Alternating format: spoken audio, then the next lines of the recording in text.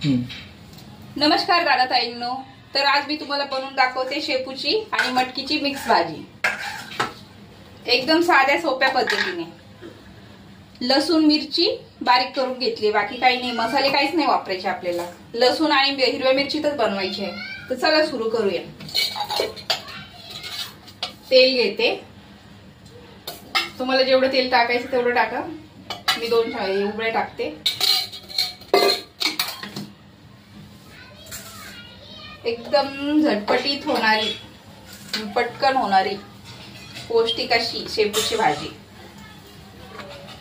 मटकी। काल कोणी कोणी खाल्ली मटकी बनवून बघितली? काल मटकीचा मी व्हिडिओ टाकलेला, कोणी कोणी बघितला कमेंट मध्ये नक्की सांगा। थोडेसे जिरे टाकते मी फोडणीसाठी।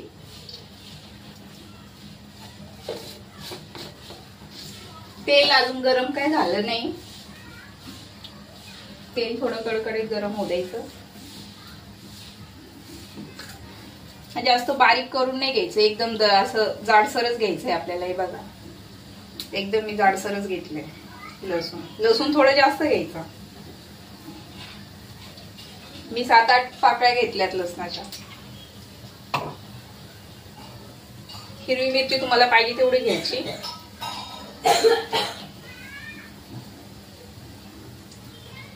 खूप टेस्टी लागते मटकी आणि शेपूची भाजी, नक्कीच एकदा ट्राय करा तुम्ही। कोणी कोणी बनवतंय का अशा पद्धतीनं? नक्की सांगा मला कमेंट मध्ये।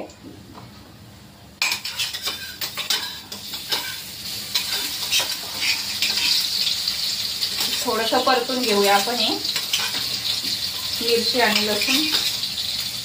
खलबत्त्यात कुटून घेतलं तरी चालेल, एकदम चविष्ट होते।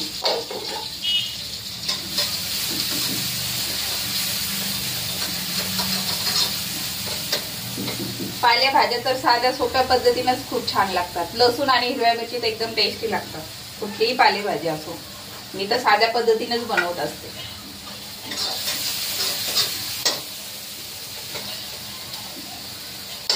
माझ्याकडे थोडीशी मटकी उरलेली होती, तर मला आता दोन्ही मिक्स बनवते। खूप छान लागते मिक्स पण, मटकी आणि शेपू। हे मस्त असं आपलं झालंय, लसूण फ्राय झालाय, लसूण मिरची जास्त काळे पण करायची नाही। आपण शेपू टाकून घेऊया त्याच्यात। शेपू मी स्वच्छ पाण्याने साफ करून बारीक कापून घेतलेली आहे। मटकी पण टाकून घेऊ। छान झाली आपली भाजी, बघा किती छान झाली आहे।